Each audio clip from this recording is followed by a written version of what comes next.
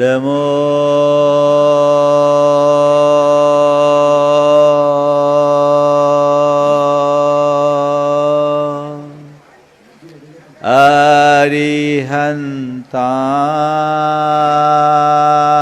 अरिहन्ताणं नमो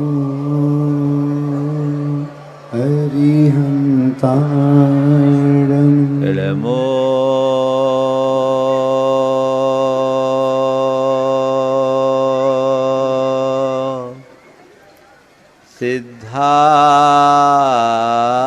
सिद्धाणं नमो सिद्धाणं नमो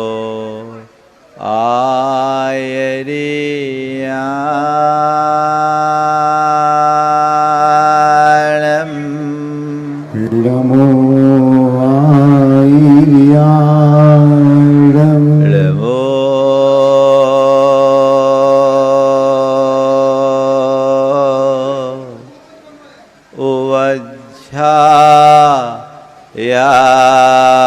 उवज्झायाणं नमो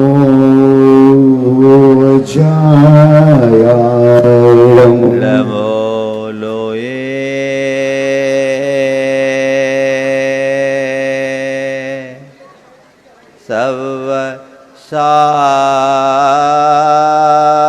सवसाहुनं नमो लोये सवसाहुणम् एसो पंचनमोयारो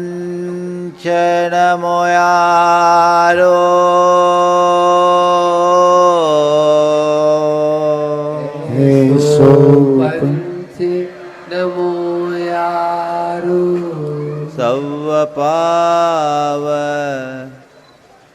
पणाशनो सब पाव पणासनो मंगलालं च सवेसिं मंगलाणं च सवेसि पढ़ेमं हो मंगलम। परमं होई मंगलम। जय बोलो देवादिदेव 1008 श्री भगवान महावीर स्वामी की। अहिंसा परमो धर्म की। जय जय जय परम पूज आचार्य गुरुवर श्री विद्यासागर जी महाराज की। जय जय जय नवाचार्य श्री समय सागर जी महाराज की।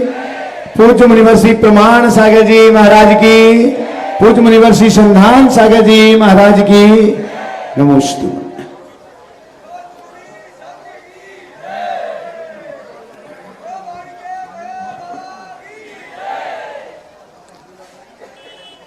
बुद्ध के जीवन काल का एक प्रसंग है। श्रावस्ती नरेश बुद्ध के चरणों में पहुंचा। बुद्ध इन दिनों कौशाम्बी में थे और उनसे निवेदन किया कि भंते, मैं विगत 1 माहों से आपके प्रवचन सुन रहा हूं। आप जो बातें करते हैं मन को छूती है।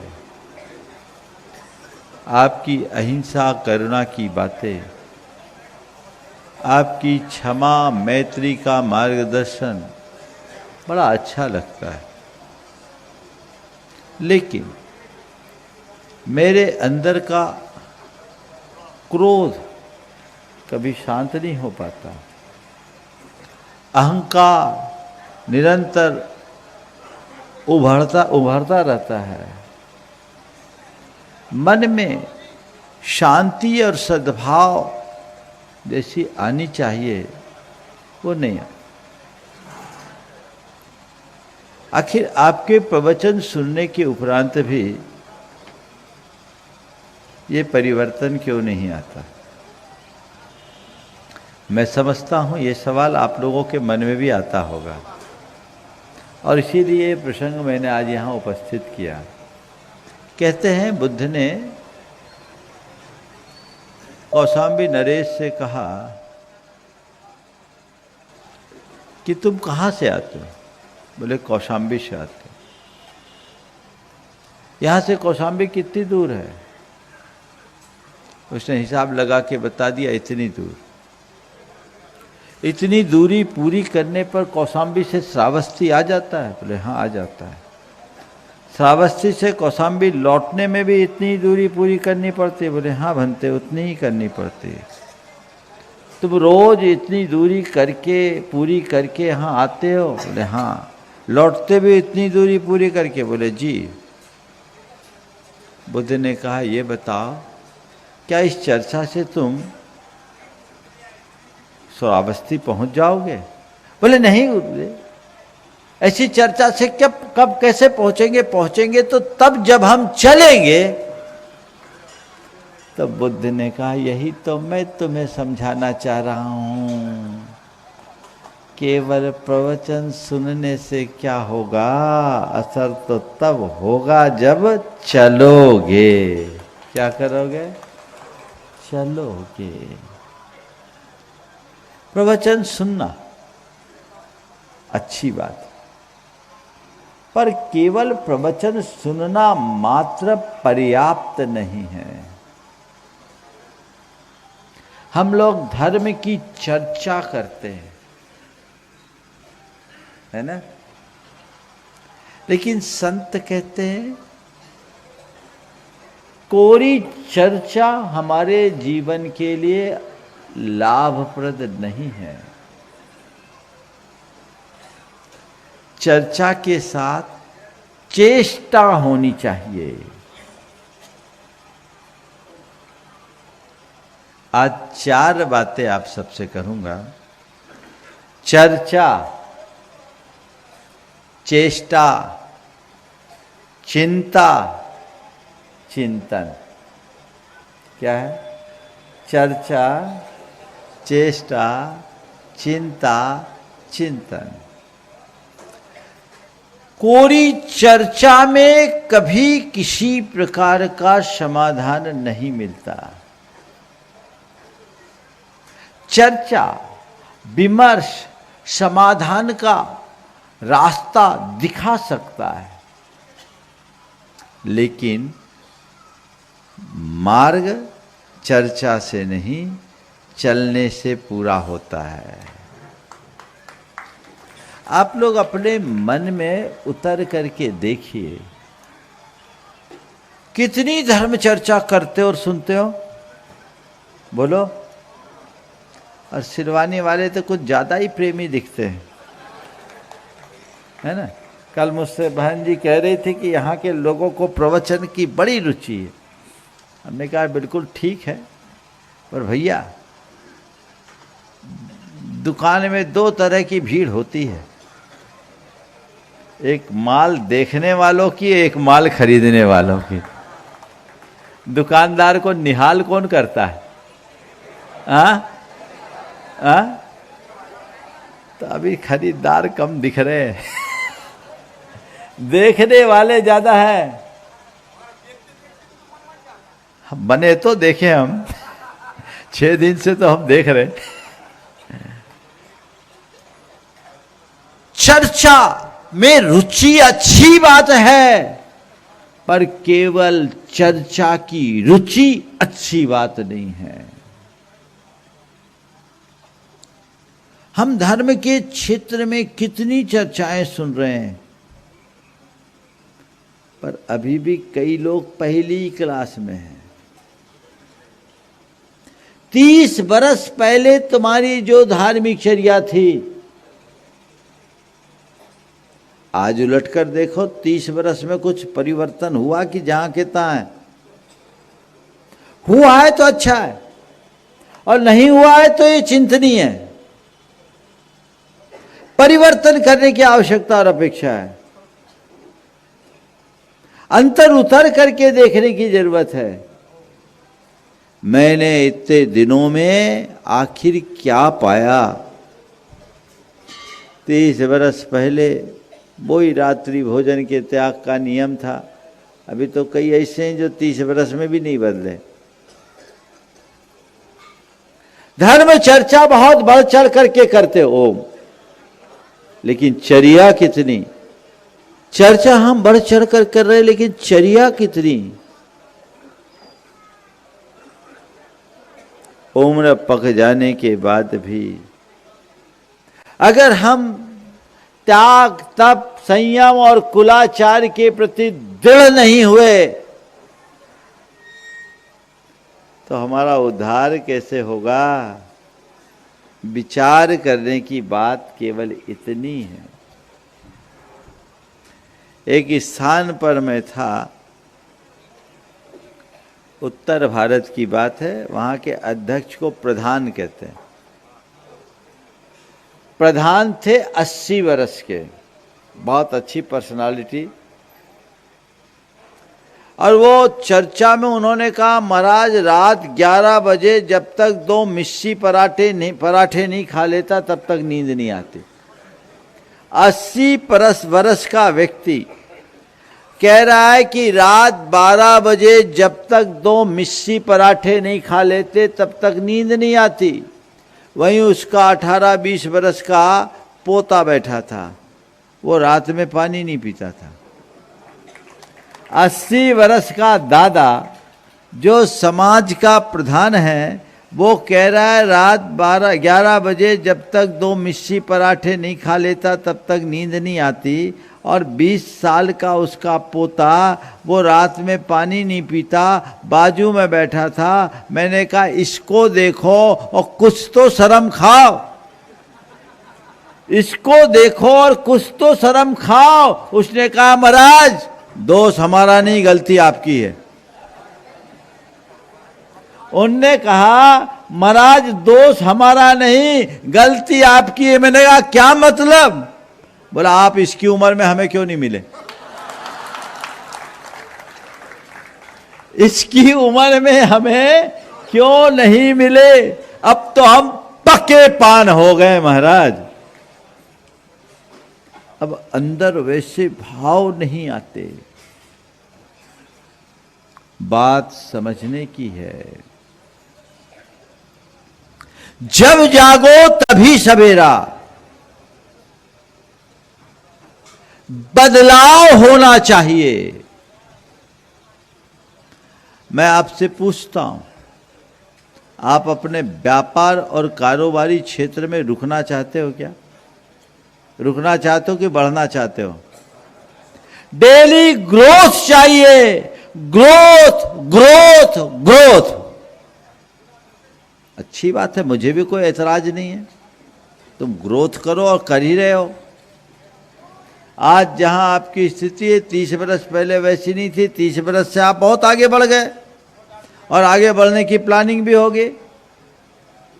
लेकिन 30 वर्ष पहले जितना धर्म काम करते थे, धर्म की चेष्टा थी, उससे कितनी वृद्धि हुई ये तो देखो। कितनी वृद्धि, उसका हिसाब नहीं लगाते। धन लाभ की चेष्टा है, धर्म लाभ की भी चेष्टा होनी चाहिए। तुम्हारे द्वारा अर्जित किया गया धन यहीं छूट जाएगा, साथ में क्या जाएगा? क्या जाएगा? तो बोलो, तुम्हारा ध्यान किस पर है? हाँ बोलो, थोड़ा जोर से बोलो, हम सुन ले। अभी तो धर्म पर है। मैं भगवान से प्रार्थना करता हूं कि जो ध्यान अभी है वो आगे भी बना रहे। नहीं तो अभी तो लगे हो, कल आके कहोगे महाराज अच्छे से निपट गए। अरे निपटना थोड़ी है, अब तो बाकी कामों को निपटाने की बात सोचना है। गोरख धंधा बंद हो और धर्म ध्यान में मन लगे, ऐसा मनोभाव जागृत करिए। गोरख धंधे में तो हम अनादि से लगे हुए हैं। हम चर्चा भी उसकी ज्यादा करते हैं, चेष्टा भी उसी की ज्यादा करते हैं। और प्राय जिसकी चर्चा होती उसकी चेष्टा होती। तब उसे बदलो। धर्म की चर्चा आपने शुरू कर दी, चेष्टा भी यत्किंचित चल रही है, पर ये निरंतर गतिशील होनी चाहिए।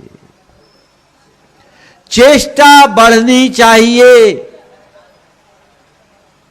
पाप की चेष्टा बहुत है, धर्म की चेष्टा कितनी बोलो। और आप देखो, जब कोई धर्म का कार्य करना होता है तो उसके लिए आपको बहुत उत्साहित करना पड़ता है। और पाप का काम करने के लिए कोई प्रेरणा की जरूरत होती क्या? उसके लिए मन पहले से तैयार, क्योंकि हमारे संस्कार वैसे बने हुए हैं। संत कहते हैं कि उसी संस्कार को परिवर्तित करो। पाप रुचि को धर्म रुचि में परिवर्तित कर दो। जब तुम्हारी रुचि प्रगाढ़ होगी, उत्साह जगेगा, तभी तुम धर्म की चेष्टा कर पाओगे। साधु संतों के संपर्क में आने के बाद आपका धर्म कार्य बढ़ जाता है। अभी तो आप लोगों की कहानी ये है कि महाराज दुकान फुकान दिखाई नहीं रही है। तो भैया जब हमारी दुकान लग गई तो तुम्हें अपनी दुकान कहाँ से दिखेगी, है ना? नहीं लग रही। क्यों? रुचि है। जिनकी रुचि है वो लाभ ले रहे हैं, और जिनकी रुचि नहीं वो कभी लाभ नहीं लेंगे। तो धर्म की रुचि जगती है तो फिर धर्म चर्चा में भाग लेते हैं, और धर्म चर्चा में भाग लेते हैं तो धर्म करने की चेष्टा बढ़ती है।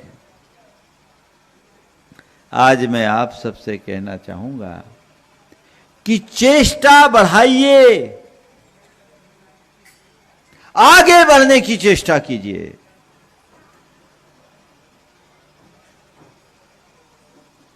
मैं जहां कल था, आज उससे मुझे आगे बढ़ना है। रुकना नहीं है, चलना है, बस चलते जाना है। ये दृष्टिकोण अपने अंतर मन में जगाइए। चरे वेती, क्योंकि मार्ग यही है। रोज भगवान से एक प्रार्थना करो कि प्रभु, आपके चरणों में, आपकी शरण में आकर मैंने मार्ग तो देख लिया, पर अभी इतना हतबुद्धि हूं कि उस मार्ग में चलने का साहस और पराक्रम नहीं जुटा पा रहा हूं। मुझ में ऐसी बुद्धि जगा दो, ऐसी शक्ति जगा दो कि मैं उस मार्ग में पूर्ण पराक्रम के साथ आगे बढ़ सकूं, आगे बढ़ूं। आपका बताया हुआ मार्ग है कि अहिंसा, संयम और तप ही धर्म है। मैं उस धर्म को अच्छे से धार कर अपने जीवन को अहिंसामय, संयममय और तपोमय बना सकूं, ये प्रार्थना करो और उस दिशा में आगे बढ़ने का प्रयत्न करो। मुझे रुकना नहीं है, आगे बढ़ना है, ये मन में उमंग जगाओ, तब जीवन का आनंद आएगा। उम्र पक जाने के बाद भी लोग नहीं बदलते। अभी भी यहां कई ऐसे होंगे 70, 75, 80 पार कर गए, लेकिन अभी भी उनके रात्रि में चारों प्रकार के आहार का त्याग नहीं होगा, है ना? वो ही बोल रहे कि आप पहले कहें, गलती तो महाराज ही की, तुम्हारी तो कभी है नहीं। फल आहार के नाम पर फुल आहार कर लेते। बोलो, अभी चल रही होगी गजक, वो भी कई तरह की।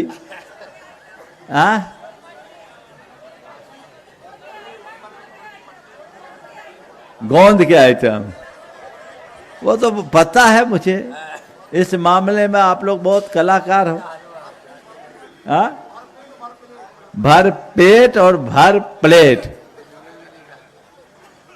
वो फलाहार नहीं, वो फुलाहार। जो चीजें दिन में ना खाई जाए वो रात में खाते हैं। बोलो, क्या ये संयम नहीं लाया जा सकता? मन में नहीं आता? कब, आखिर जीवन कब बदलेगा? अपने अंदर की आसक्ति मिटा दो, अभी बदल जाएगा। खाते खाते तो पूरा जीवन बीत गया। जिस कृत्य में हिंसा है, जो हमारे कुलाचार के विरुद्ध है, उसे क्यों करूं? अभी भगवान को आहार देने जा रहे हैं आप लोग। भगवान को आहार देने वाले कम से कम भगवान के पक्के अनुयायी तो बनो। रात्रि भोजन का जीवन पर्यंत त्याग करने वाले ही भगवान को आहार दे पाएंगे। और देखो, मैं आप लोगों को त्याग की महिमा बताता हूं। आपने रात्रि में यदि चारों प्रकार के आहार का परित्याग कर दिया तो महीने में 1 पखवाड़े के उपवास का पुण्य है। हिसाब लगाओ कितना? महीने में 1 पखवाड़े का। बोलो, खा पी के उपवास, इससे सस्ता और क्या होगा? लालसा छोड़ो, त्याग करो। कायदे से चारों प्रकार के आहार का त्याग करना चाहिए। और यदि कम से कम चारों प्रकार का आहार का त्याग नहीं कर सकते तो 3 प्रकार के आहार का त्याग कर दो कि हम पेय लेंगे, इसके अलावा कुछ नहीं लेंगे। केवल पीने योग्य पदार्थ लेंगे, इसके अतिरिक्त कुछ नहीं लेंगे। और वह भी 9 बजे के बाद नहीं। 9 बजे से लेकर सुबह 6 बजे तक का त्याग कर दो।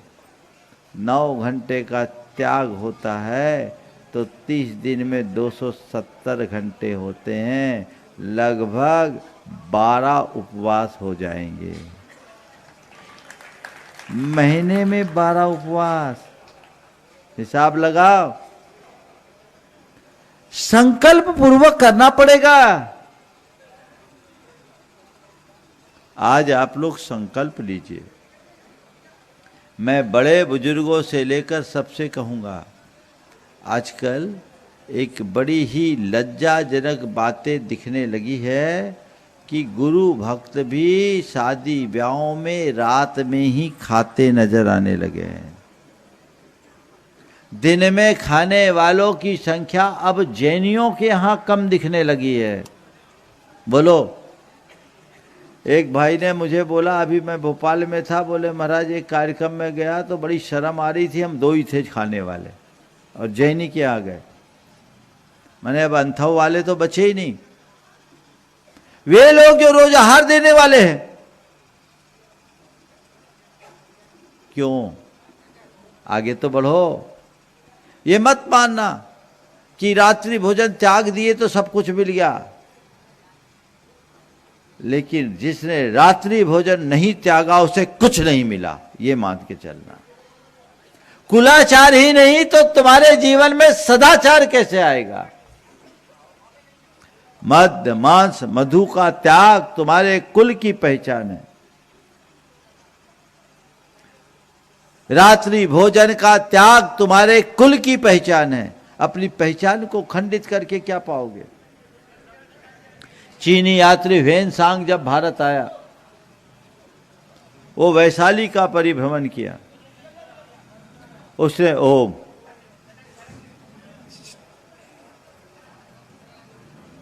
थोड़ा रास्ता बना दो ताकि बाद वालों को टोकना ना पड़े।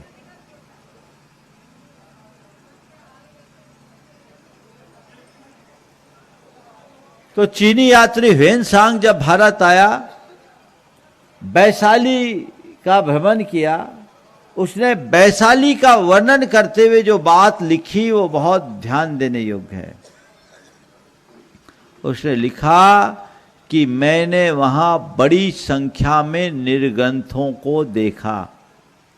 जैन धर्म का प्राचीन नाम निर्ग्रंथ धर्म, आर्य धर्म भी था, जैन बहुत बाद में आया।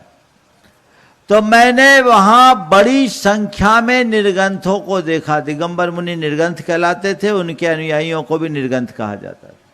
मैंने वहां बड़ी संख्या में निर्ग्रंथों को देखा। समाज में उनकी अतिरिक्त प्रतिष्ठा थी और उनकी दिनचर्या सूर्योदय से शुरू होती थी, सूर्यास्त में सिमट जाती थी।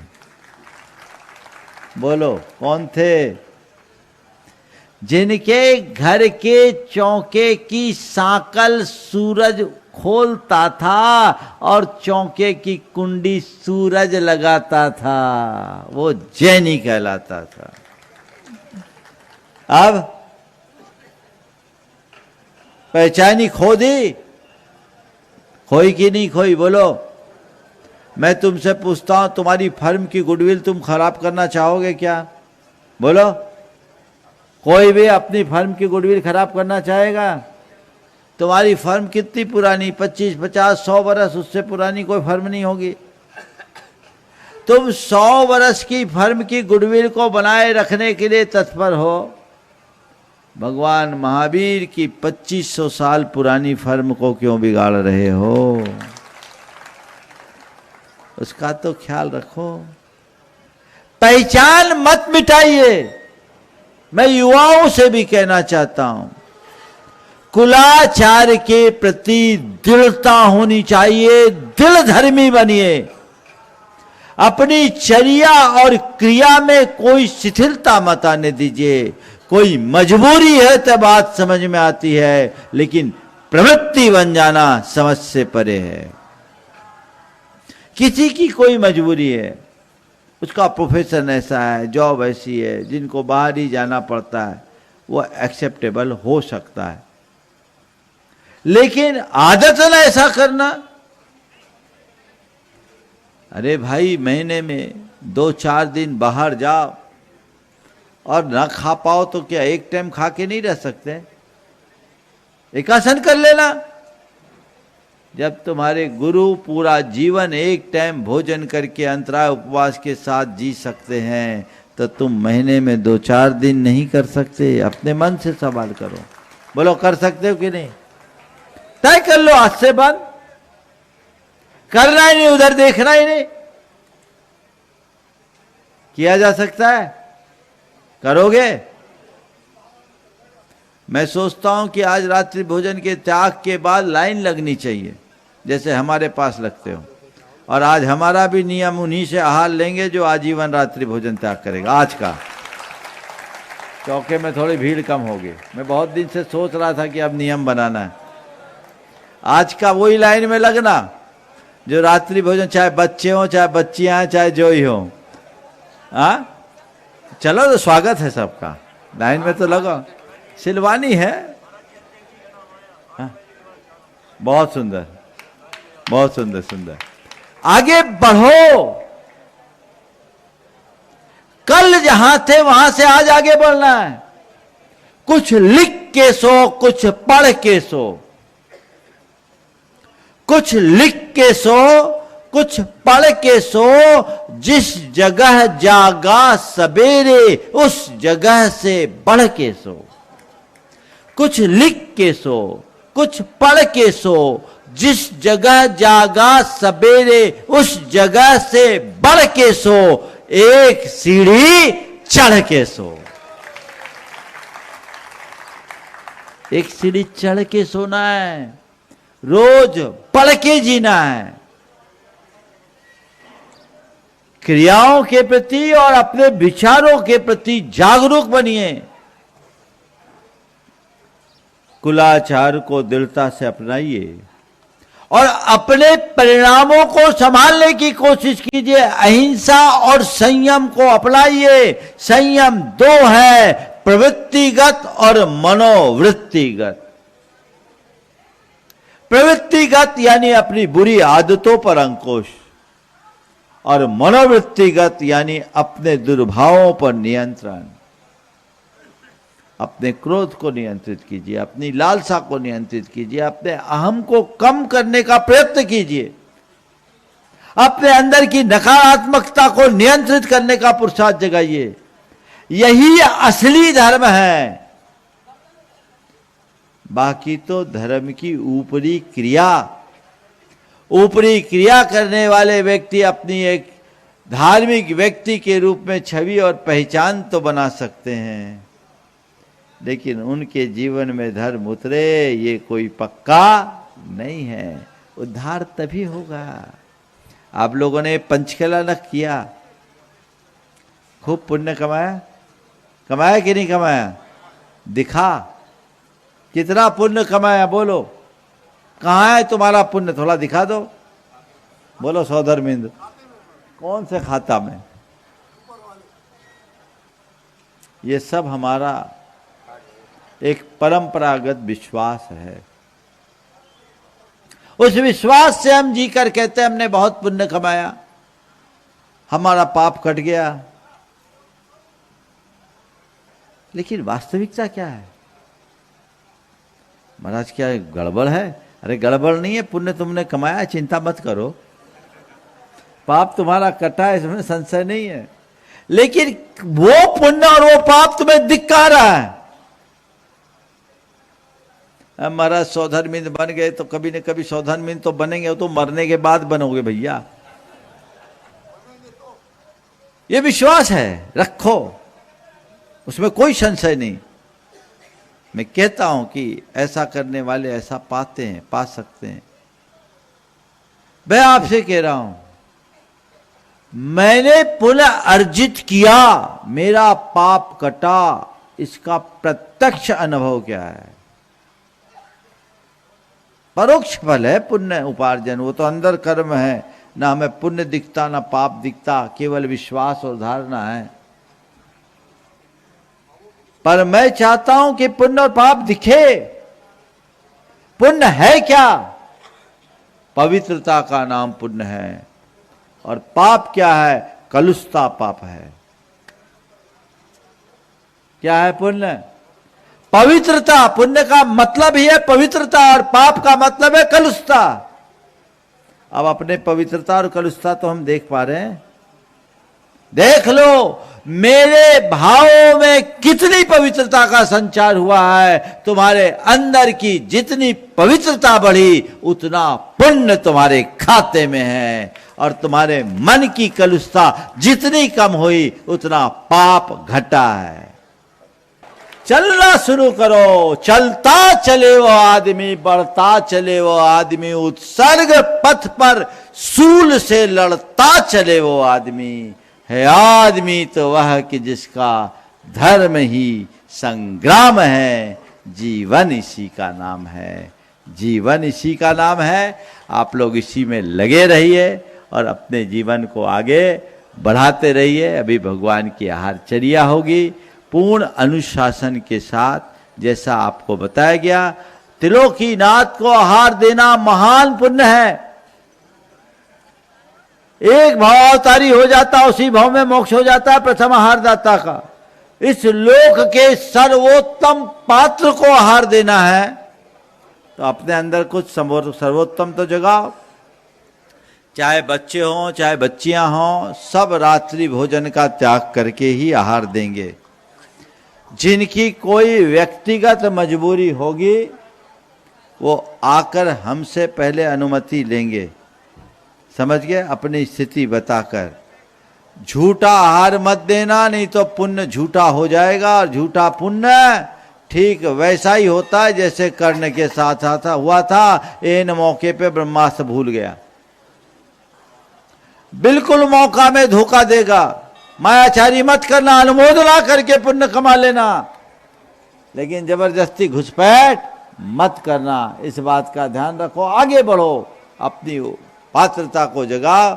और अभी हमसे कहा जा रहा था, महाराज जी आप सिलवानी के लिए नाम दे दो धर्म नगरी का, तो भैया धर्म तो दिखे, ऐसा लगे कि इस सिलवानी का हर व्यक्ति आहार दिया, रात्रि भोजन का त्याग कर दिया। मुझे तब खुशी होगी जब सिलवानी के हर घर में लिखा मिले हमारे घर में रात्रि भोजन का निषेध है। मैं एक के घर आहार करने गया कोलकाता में, उसके घर में लिखा था, हमारे, वो चार्टर्ड अकाउंटेंट लब्ध प्रतिष्ठित व्यक्ति, हमारे घर में रात्रि भोजन का निषेध है, और उस घर में जमाई भी आता है तो रात में खाना नहीं मिलता। नियम ये है दृढ़ धर्मी का लक्षण। अगर ये हो जाए और सीलवानी की वाणी सीलवान हो जाए तो सीलवानी हो जाएगी। सिलवानी को क्या बनाएंगे? सीलवानी। आचार्य महाराज ने कहा था। चलिए, महाराज ने बताया कि आचार्य महाराज ने बोला, वो उन्हीं के शब्द है, मेरे नहीं है।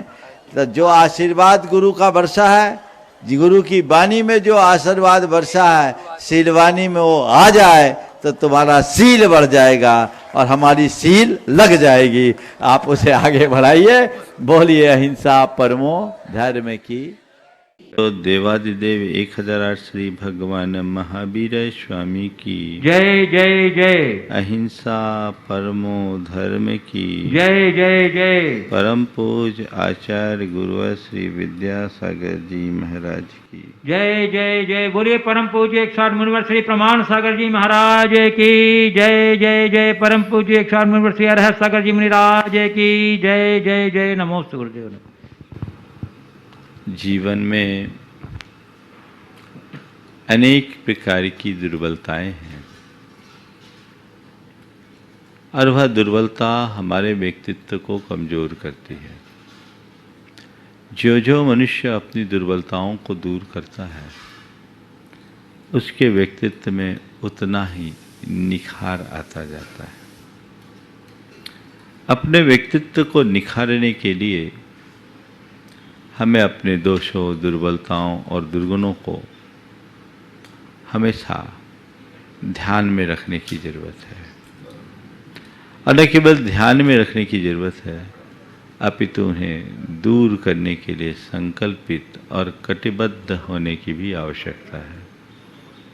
मैं बात कर रहा हूँ एक ऐसी दुर्बलता जो हमारे जीवन में अनेक बार अनेक प्रकार की समस्याओं को जन्म दे देती है। वह है जिद। जिद शब्द अच्छे अर्थ में भी है और बुरे अर्थ में भी है।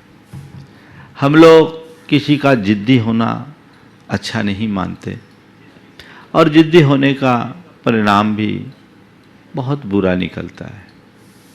लेकिन एक जिद है जो हमारे जीवन को आगे बढ़ाने में सहायक भी बनती है। आज ज की बात है और मैं दोनों तरह की जिद की बात करूंगा। सबसे पहले उस जिद की जो हमारे जीवन का नकारात्मक पक्ष है। उस जिद का मतलब क्या है? आप लोग बोलते हैं जिद पकड़ना, जिद पकड़ लिया है, सामने वाला जिद कर रहा है, उसकी जिद पूरी करनी पड़ेगी। ये जो बातें हम लोग करते हैं, ये जिद है क्या? जिद का मतलब है दुराग्रह, अपनी बात पर अड़ जाना, हट पकड़ लेना, अपने द्वारा अपनी अनुचित बात को पूरी करवाने के लिए, मनवाने के लिए रूठ कर बैठ जाना, ये जिद है। ये जिद बच्चों से लेकर के बूढ़ों तक सब में पाई जाती है। जिद की क्वालिटी अलग अलग हो सकती है। बच्चों के जिद के विषय में अक्सर कहा जाता है, माँ बाप कहते हैं हमारा बच्चा जिद्दी है, मानता नहीं है, इसकी जिद को कैसे सुधारें। तो हमें ये सब चीज़ें देखना नहीं केवल बच्चों में, बड़ों में भी जिद होती है। जिद के लिए एक शब्द है हट है, और हमारे यहाँ 4 प्रकार के हट की बड़ी प्रसिद्धि है। बाल हट, स्त्री हट, राज हट और साधु हट। ये चारों प्रकार के हठ हैं, जिसमें सबसे पहला हठ है बाल हठ। बच्चों के साथ ये प्राय देखने में आता है। बच्चों को जब अपनी कोई बात मनमानी होती है, रूस करके बैठ जाते हैं, हाथ पांव पटकने लगते हैं, रोने लगते हैं। उस समय हमें कोई चीज़ चाहिए तो चाहिए। माँ बाप की मजबूरी से उन्हें कोई मतलब नहीं है। उन्हें मनाने की कोशिश की जाए तो मानते नहीं हैं, और उनकी जिद पूरी कर देने से फिर जिद का सिलसिला शुरू हो जाता है। जिद्दी व्यक्ति के जीवन की यही एक सबसे बड़ी दुर्बलता होती है कि वह औरों की बात सुनने की कोशिश ही नहीं करता। यही दुराग्रह का सबसे बड़ी पहचान है, सबसे बड़ा लक्षण है। वो अपने अलावा और किसी की किंचित भी सुनने की कोशिश नहीं करते, और यही उनके जीवन में बहुत बड़ी बड़ी समस्याएं ला देती है। और उस महिला ने घर के छत से कूदकर, दूसरे मंजिल से कूदकर आत्महत्या कर ली।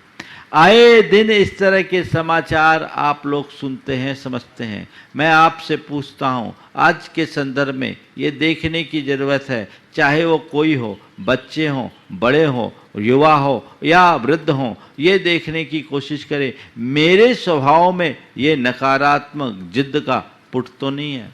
मैं ऐसा जिद्दी तो नहीं हूँ कि अपनी हर बात को, चाहे वो अनुचित हो तो भी उसको मनवाने के लिए आमादा हूँ, या मैंने जो कह दिया वो करना ही पड़े, इस तरह की मैं धारणा बना करके चलता हूँ। यदि ऐसा है तो ये हमारे स्वभाव की एक बहुत बड़ी दुर्बलता है। हमें इस दुर्बलता को दूर करना पड़ेगा। इससे घर परिवार और समाज में विप्लव ही खड़े होंगे। ऐसे लोगों के सामने अनेक प्रकार की समस्याएं जन्म लेती है, और न तो इनके जीवन में समरसता होती है, न शांति, न इनके संबंध स्थिर हो पाते हैं, और न ही ये अपने जीवन में कभी कोई कामयाबी हासिल कर सकते हैं। तो हमें ये देखना अपने अंदर, हम किसी दूसरे व्यक्ति के जिद्दीपन को न देखें, खुद के जिद्दीपन को देखें कि मेरे भीतर ऐसी कोई जिद है। यदि है तो मुझे उसे सुधारना चाहिए। जिद है तो उसे सुधार लेना चाहिए। मैं आपसे ये नहीं कहता कि आप अपने किसी मनोभाव को प्रकट न करें। मैं आपसे ये भी नहीं कहता कि आप अपनी इच्छाओं की पूर्ति के लिए कभी किसी से कुछ न कहें, लेकिन केवल इतना ही कहता हूँ कि आप अपनी इच्छा को अपना निर्णय बनाकर उसे औरों पर थोपने की कोशिश न करें। जिद तब बन जाती है जब मनुष्य अपने अंदर की इच्छा और भावनाओं को अनुरूप अपना निर्णय ले लेता, उन्हें ही अपना निर्णय बना करके दूसरे पर थोपता है। मैंने ये कह दिया, यही होगा। इस आग्रहपूर्ण वृत्ति से कलह जन्मता है। कई लोगों के बीच आपस में झगड़ा केवल इसी बात को लेकर होता है कि लोग एक दूसरे के साथ जिद पर अड़ जाते हैं, तुल जाते हैं। एक युवक का मैंने सगाई हो गई, बाद में उसकी सगाई टूट गई। आप सुन करके हंसेंगे कि सगाई क्यों टूटी। तो सगाई टूटने की वजह ये थी कि लड़की वाले ये चाह रहे थे कि लड़का एक बार विदेश घुमाए लड़की के साथ। शादी के पहले लड़का वाले बड़े संस्कारित थे और मूलभूत भारतीय रीति रिवाजों पर विश्वास करने वाले थे। उनने कह दिया, जब तक हम फेरे नहीं पड़ जाए हम अपने लड़के को किसी लड़की के साथ बाहर जाने की इजाज़त नहीं देंगे। वो लोग बार बार कह रहे थे कि नहीं आपको चलना पड़ेगा, हमने प्रोग्राम बना लिया है, हमारी बेटी के साथ लड़का घूमने जाएगा। इन्होंने कहा नहीं नहीं हम ऐसा नहीं कर सकते, शादी के बाद आप जब कहो, जहाँ कहो, जैसा कहो, हम उसको पूर्ण करने के लिए तत्पर हैं, लेकिन अभी हम ऐसा करने में समर्थ नहीं हैं। लेकिन उनने तो जिद पकड़ ली थी कि चलना ही पड़ेगा, ये उनका आग्रह था। जब इन्होंने इनकार कर दिया तो कहा ये लोग बड़े दकियानूसी हैं, ऐसे लड़के से हम अपनी लड़की की शादी नहीं करेंगे, और शादी तोड़ दी। हमने कहा अच्छा हुआ सगाई टूटी, अगर सगाई होती तो जिंदगी भर गुलामी करनी पड़ती। बड़ी मुश्किल है। प्रायः जो जिद्दी होते वो गुस्सैल और झगड़ालू भी होते हैं।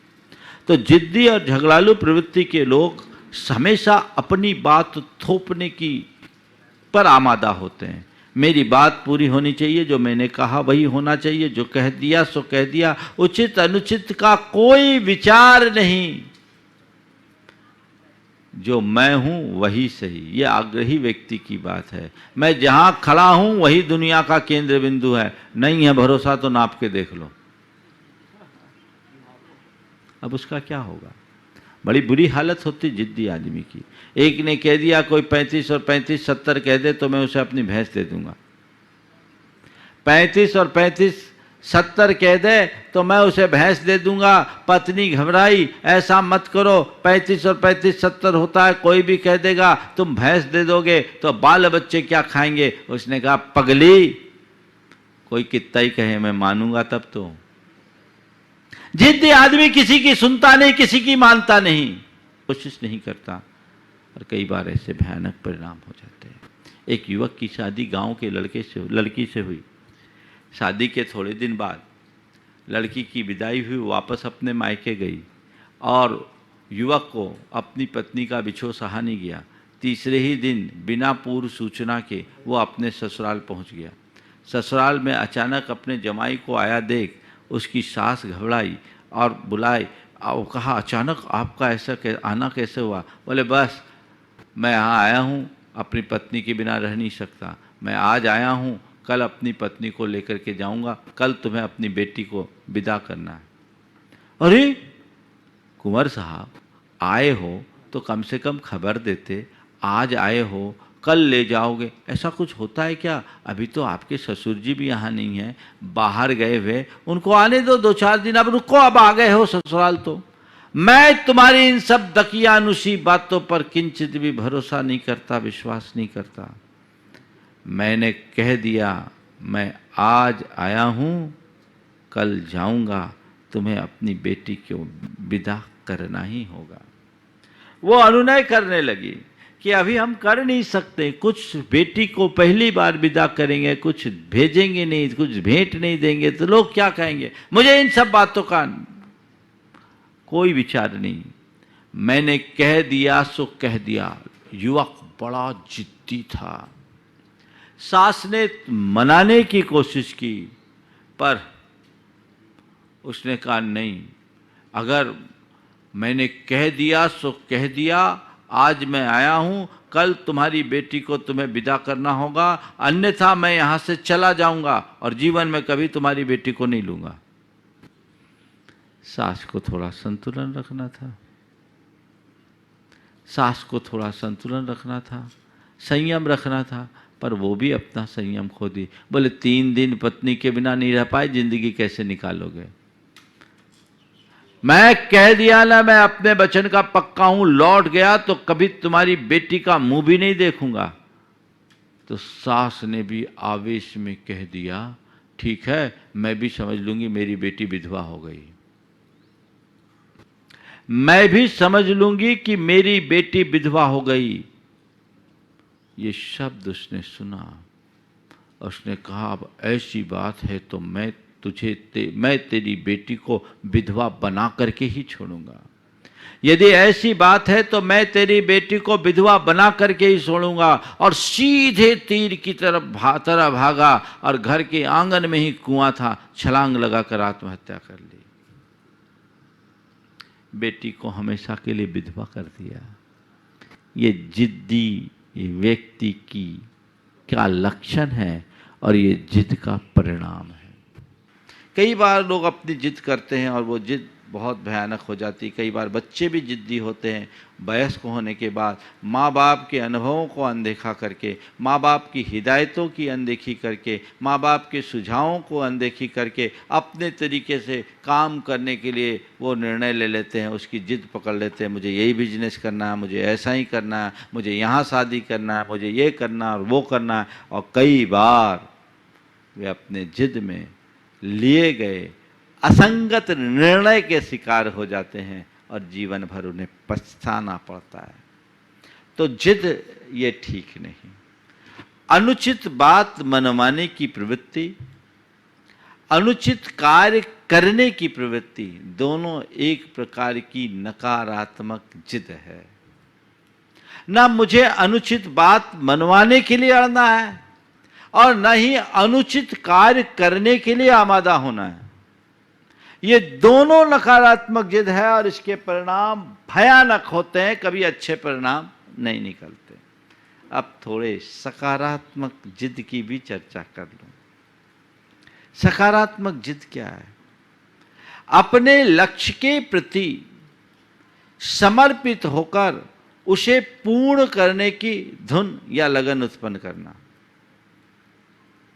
ये सकारात्मक जिद है। जितने भी लोगों ने महानता को छुआ है वो एक जिद के बल पर ही हुआ है। आज हम साधु बने हैं तो अपने जिद के बल पर है, और ये जिद जीवन में स्थिरता और दृढ़ता लाती है। ये जिद सकारात्मक जिद है। यदि हमारे अंदर ऐसी जिद ना हो तो हम अपने मार्ग में नहीं टिक सकते। आप लोगों के जीवन में भी ऐसे बहुत सारे लोग हैं जिनने जो ठान लिया और कर दिखाया।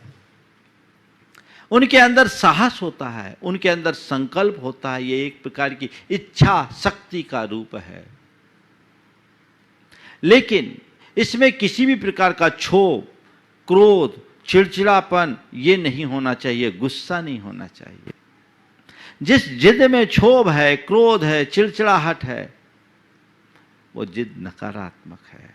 और जो जिद तुम्हें तुम्हारे मार्ग में चलने के लिए उत्साहित करे, वो जिद सकारात्मक है।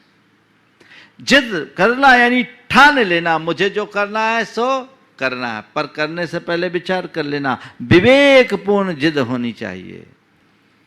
गलत बातों की पूर्ति के लिए तो लोग 100 प्रयास करते हैं, लेकिन अच्छे कार्यों को करने का संकल्प बहुत कम लोग करते हैं। वो अपनी योग्यता को देखते हुए करना और लगन निष्ठा के साथ उसमें समर्पित हो जाना, ये एक प्रकार की जिद है जो हमारे जीवन की उन्नति का आधार है। ऐसे व्यक्ति के मन में किसी प्रकार की दुविधा नहीं रहती, और ऐसे लोगों के अंदर अतिरिक्त ऊर्जा आती है उनके संकल्प शक्ति के परिणाम स्वरूप। उचित अनुचित का विवेक रखते हुए जो औचित्यपूर्ण दृष्टि के साथ अपने जिद में जीते हैं, वे ही जीवन में सफल होते हैं। चाहे लौकिक हो या लोकोत्तर, दोनों क्षेत्र में ऐसी जिद जरूरी है। रंग जाओ अपने रंग में, मुझे जो करना है सो करना ही है। जो मेरे लक्ष्य के लिए है उस लक्ष्य में आगे बढ़ जाओ, तब आगे बढ़ पाओगे। और जिन लोगों के मन में इस तरह का कोई लक्ष्य नहीं होता, उस लक्ष्य की पूर्ति करने का जज्बा नहीं होता, वे जीवन में सफल नहीं होते।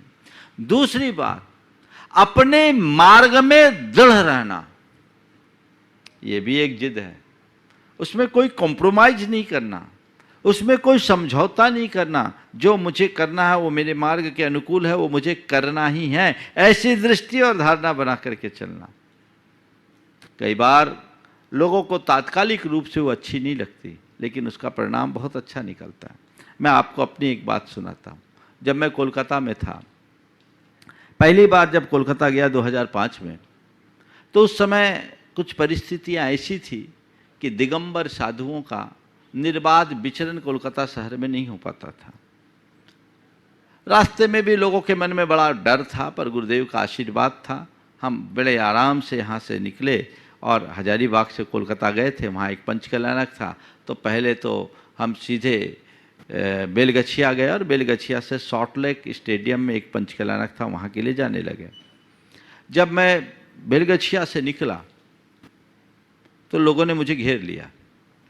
मैं वहीं खड़े हो गया। मुझे पता तो था कि मामला गड़बड़ है। मैं अपने स्थान पर खड़ा हो गया और कहा कि भाई मेरे आगे केवल झंडा वाला चलेगा, बाकी सब पीछे चलेंगे तो मैं चलूँगा, नहीं तो मैं यहीं खड़ा। लोग शक पकाए, लेकिन उनका कुछ जोर नहीं चला, वो चले। मैं सॉल्ट लेक स्टेडियम तक गया।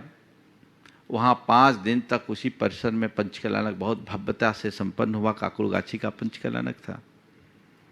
उसके बाद कार्यक्रम संपन्न करने के बाद जुलूस के साथ हम काकुरगाछी तक भगवान के साथ आए, और उसी जुलूस के साथ एक छोटे रूप में हम बेलगछिया आ गए। कैंपस के अंदर थे, लोगों को शांति रही। हम बेलगछिया कैंपस में ही चर्या करते रहे। अब वहाँ एक दिन पार्श्वनाथ भगवान का जन्म कल्याणक था। उसका हमेशा जुलूस निकलता था। उस जुलूस में मैं शामिल हुआ। मैं थोड़ा आगे बढ़ा, पुलिस वाले ने मुझे रोक लिया। पुलिस वाले ने रोक लिया, बोले आप नहीं जा सकते। बोले क्यों नहीं जा सकते, हम साधु हैं, हम जा सकते हैं। नहीं जा सकते। बोले अरेस्ट कर लो। नहीं जा सकते, अरेस्ट कर लो, मैं तैयार हूं। मुझे रास्ता खोलना था, मैंने ठान लिया था। जुलूस गया थोड़ी दूर तक, वापस आया। मैंने लोगों से कहा अब हमें सार्वजनिक कार्यक्रम करना है, अब बेलगछिया के परिसर से बाहर निकलना है। तुरंत कार्यकर्ताओं ने तत्परता दिखाई, वहाँ के पुलिस उपायुक्त से बात की, पुलिस आयुक्त से बात की, और देश बंधु पार्क में प्रवचन हुआ। पहली बार दिगंबर मुनि का सार्वजनिक प्रवचन, और लगभग 2-3 हजार लोगों की उपस्थिति, ज़्यादा ही होगी। हम बोले देखो तुम्हें दीवार के इस पार का दिख रहा है, मुझे दीवार के उस पार का भी दिखता है। जो मैं कह रहा हूं वो करो, एक टी बनाओ, यहां से मंदिर, मंदिर से 200 मीटर इधर और 200 मीटर इधर। और उस समय दिगंबर साधु की चर्या का हिंदी, बंगला और अंग्रेजी में एक परिपत्र भी छपा हुआ था, फोल्डर। हम बोले ये बांटो, जिस जगह जाना है बांटो, देखो क्या होता है। और उसके बाद भी उन्होंने ढील किया, तो एक दिन मैंने संकल्प ले लिया, बाहर आहार होगा तो लूंगा, नहीं तो नहीं लूंगा। मैं गया, चर्या के लिए निकला, मंदिर तो जाता ही था, मंदिर से लौटा, कुछ नहीं, हमारा उपवास हो गया। और लोग घबराए, लोगों ने कहना शुरू कर दिया महाराज जिद्दी हैं। हमने कहा जिद्दी हैं सही, जिद्दी हैं पर रद्दी नहीं है। कहने दो, आज ये जो जिद्दी कह रहे हैं कल यही गुण गाएंगे। मैं अपने आप पर दृढ़ रहा।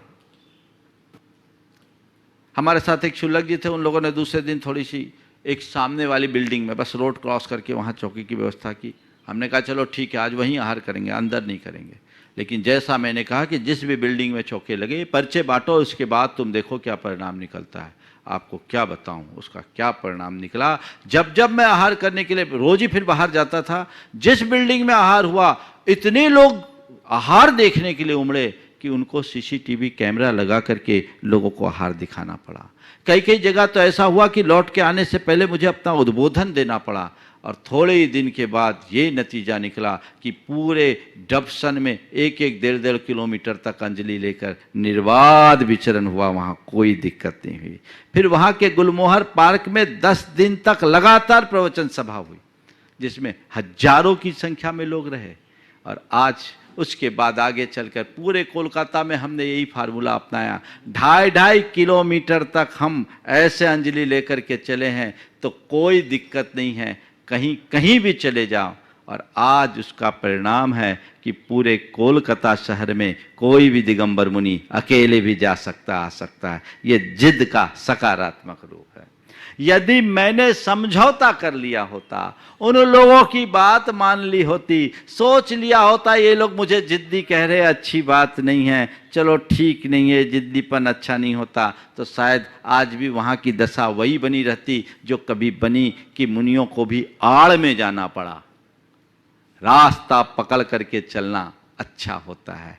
तो जिद्दी को सकारात्मक दिशा में लेकर के चलोगे तो आगे बढ़ोगे। हम ऐसे ही चलना चाहिए। साधु का हट केवल यही होता है, वो अपने मार्ग में दृढ़ रहता, उसमें समझौता कभी नहीं करता, क्योंकि वो सत्य मार्ग पर चलता है और सत्य मार्ग से ही जीवन की सिद्धि होती है। इसलिए जिद्दी को छोड़ें, जिंदा दिली अपनाएं और सिद्धि का रास्ता प्रशस्त करें। इस भाव के साथ समय आप सबका हो गया। यहीं पर विराम। बोलिए परम पूज्य आचार्य गुरुवर श्री विद्यासागर जी।